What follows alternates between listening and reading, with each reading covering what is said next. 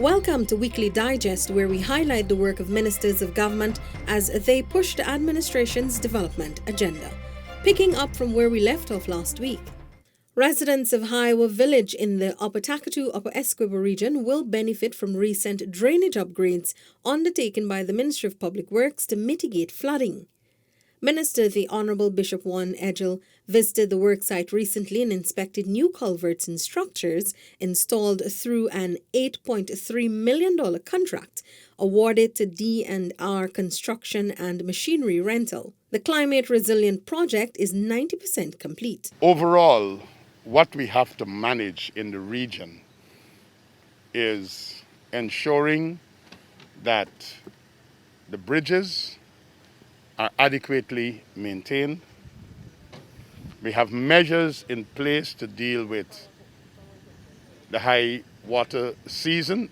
Minister within the Ministry of Public Works, the Honourable Deodat Indar, on Sunday announced a 38.5% reduction in rice transportation cost for Leg 1 Region 3 farmers. This move will reduce the impact of the COVID-19 pandemic on rice farmers on the island. I made appeals to His Excellency, and he has agreed with me that we should do the same for Leg 1 as well.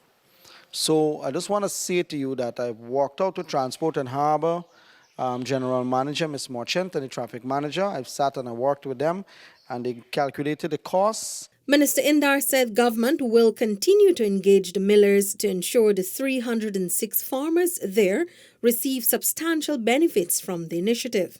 Several communities in Region 4 on Sunday last benefited from the distribution of food hampers and sport gear. The initiative was undertaken by the Ministry of Culture, Youth and Sport.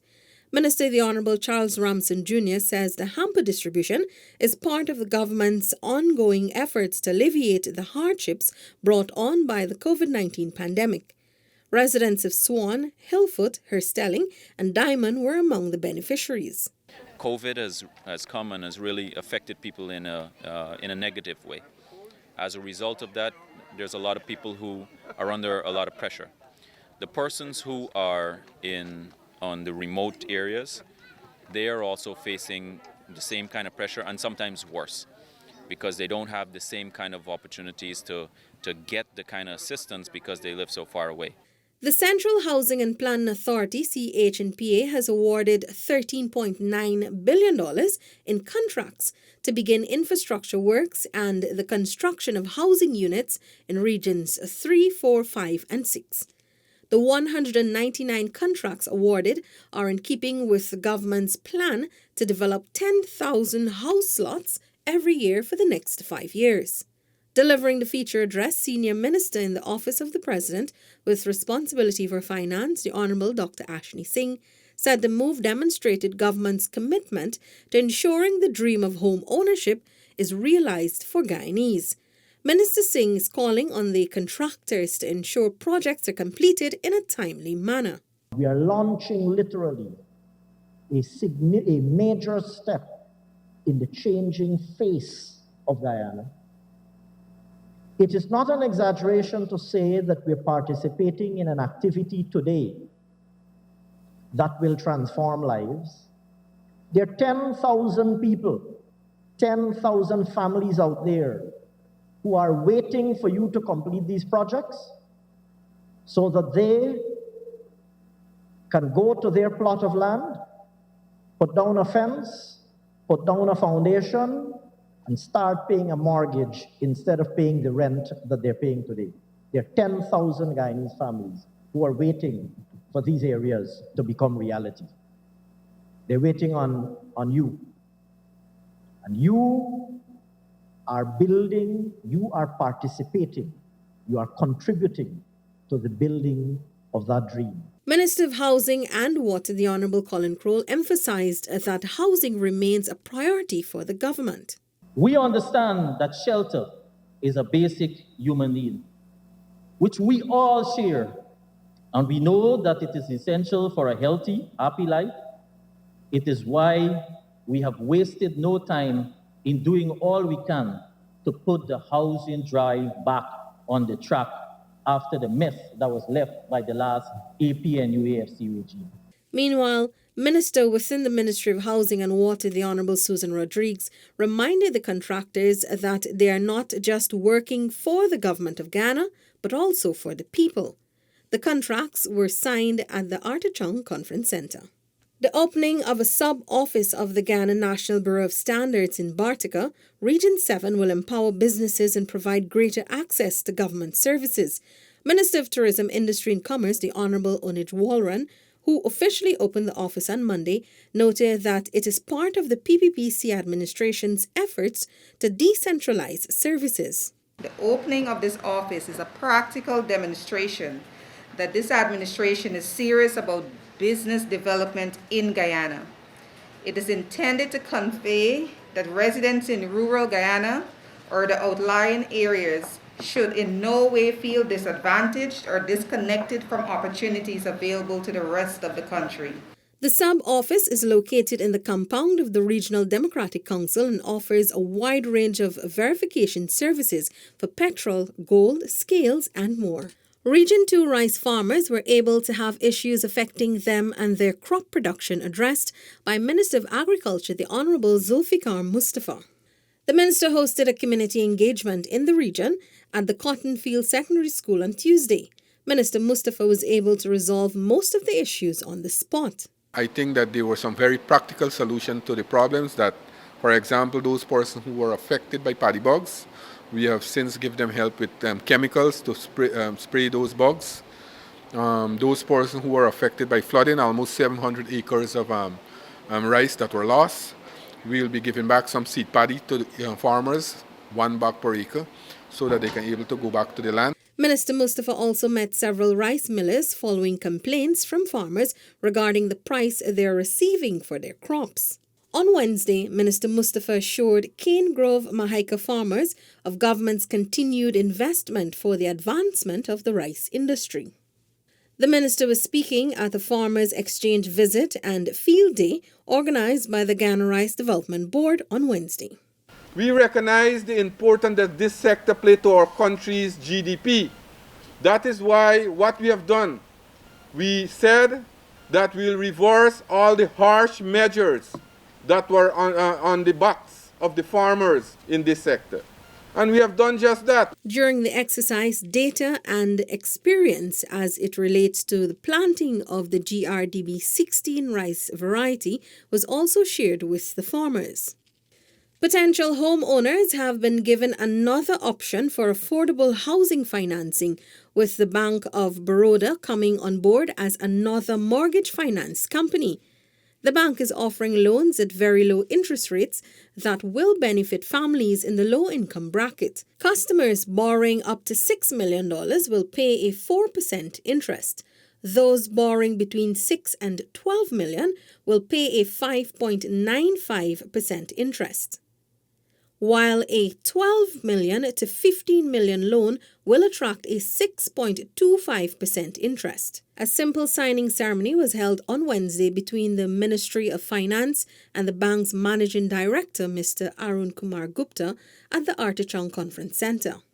Senior Minister with responsibility for finance, the Honourable Dr. Ashni Singh, said Guyana's coming wealth is opening avenues for economic development and all financial institutions must position themselves to benefit. We would like to see Bank of Baroda and institutions like Bank of Baroda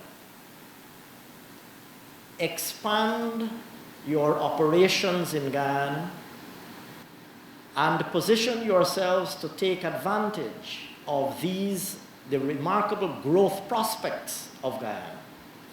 Not only are you providing an excellent service to your customers, but indeed there is a remarkable opportunity for growth for the bank. Present at the signing ceremony were Minister of Housing and Water, the Honourable Colin Crowell, Minister within the Ministry of Housing and Water, the Honourable Susan Rodriguez, and Indian High Commissioner to Guyana, His Excellency Dr. K.J. Srivastava. Attorney General and Minister of Legal Affairs, the Honourable Mohabir Anil Nandlal, says the government is examining ways to deter property fraud in the wake of increasing incidents of this crime. The AG made this statement on Tuesday during his guest appearance on DPI's Government in Action. The Attorney General said that many people are losing their properties through fraud, where individuals are forging documents and selling them. This type of fraudulent conduct repeatedly have occurred, especially in recent times, with alarming prevalence, having regard to, I guess, the boldness which now endow criminals, as well as the fact that you have, I suppose, technological advances made. And the fraud manifests itself in many ways. Referencing recent incidents where people have been defrauded, AG Nandlal said he has asked the crime chief to launch a full investigation into the matter.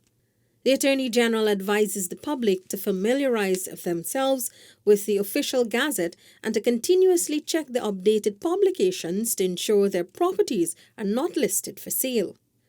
While copies are available for purchase at the Office of the President, Shiv Chandrapal Drive, Georgetown, it is available free of cost online and can be accessed at officialgazette.gov't.gy.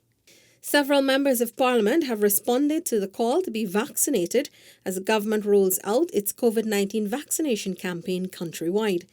The willing participants were educated by healthcare workers before receiving their shots. Speaker of the National Assembly, the Honourable Manzoor Nadir, told DPI that he is grateful to President Dr. Mohamed Irfan Ali for including the MPs in the first batch of vaccines. It's important that we tell our people that vaccination is something that is highly recommended. And as Speaker, I want to be among the first also to be vaccinated. I feel it's more than necessary. It's not sufficient to talk the talk, but we need to do the walk. Minister of Labour, the Honourable Joseph Hamilton, said this exercise will change the course of the pandemic and the way in which the world is currently operating. I would encourage all persons who qualify at this time, because as I understand it, in this wave, persons that are over 60, the government is making available the vaccine to. After that, I think the persons over 50 years old. And so when your time comes, every Guyanese should utilize the opportunity to get vaccinated, because we are told by all the medical experts that the vaccinated population would help to relieve us from this stress that we have had to live with in Guyana and around the world. Minister within the Ministry of Public Works, the Honourable Deodat Indar, says the Sheriff Mandela Road expansion project is 62% complete and should be finished this year. Minister Indar recently walked the route to inspect the work done to date. I was just advised by the engineer 62% based on the last report that we'll receive on 21 February 2021, right? They have 19 sites open on the road. That work has been done. Let me just remind you, when we came into government, there were 0 sites. The work has stopped. Well, we have 19 sites now. Vice President, the Honourable Dr. Baroda Jagdeo, says Guyana's local content policy will cater for Guyanese at home and in the diaspora. The Vice President says government is working to create a framework that will allow opportunities in the oil and gas sector to be shared equally. When we say local content, it doesn't mean for people only who live here, but the Guyanese all around the world.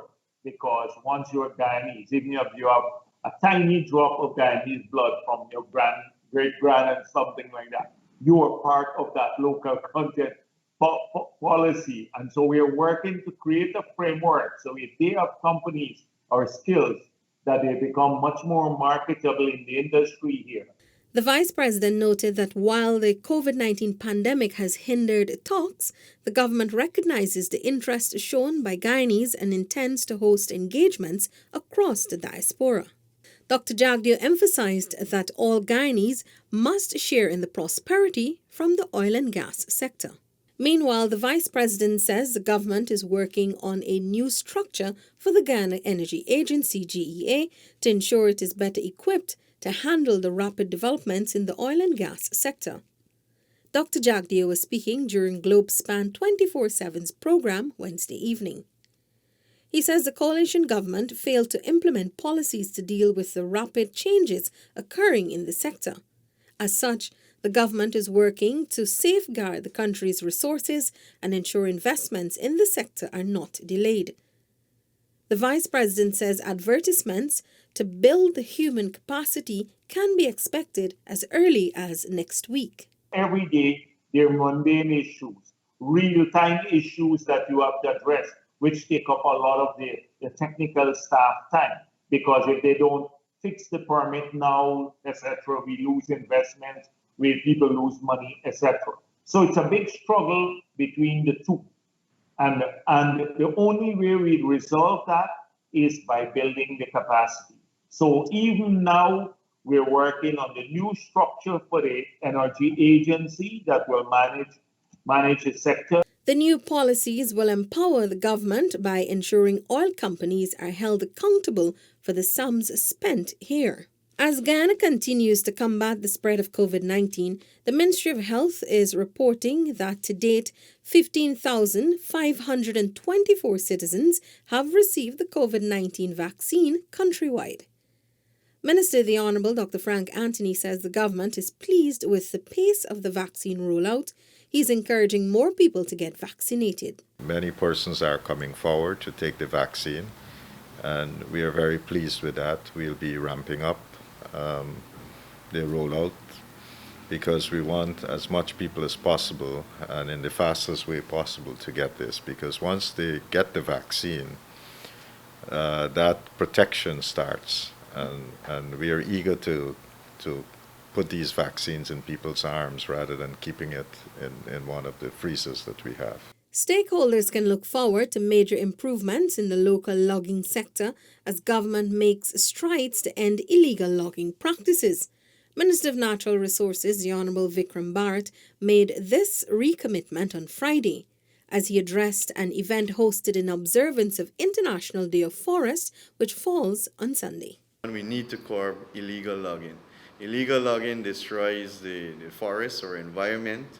It paints a bad picture on the Forestry Commission in Guyana, and it creates unfair competition for the legal loggers, people who are paying their acreage fee, their royalties, their taxes. 11 secondary school students from across the country will be given the opportunity to participate in the annual Youth Leadership Development Program. The program is a partnership between the Ministry of Education and the People's Republic of China. The selection competition was officially launched on Friday with the signing of a Memorandum of Understanding.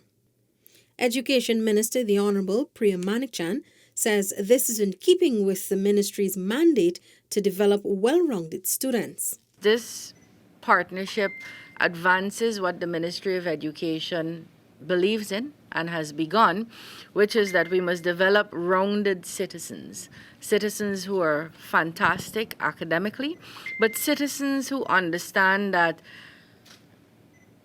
that gift of being academically good would be useful only in so much as it is applied towards making other people's lives better. And we try very hard in the classroom to impart that kind of overall teaching and thinking in our students. Anything that could help us advance that process is always welcome. The competition is open to students in grades 8 to 10 and aims to develop cognitive, emotional, and civic skills. It also allows for the display of leadership abilities and talent. The Ministry of Human Services and Social Security has implemented a system to ensure the protection of abused individuals who reach out for help through the 914 toll-free hotline.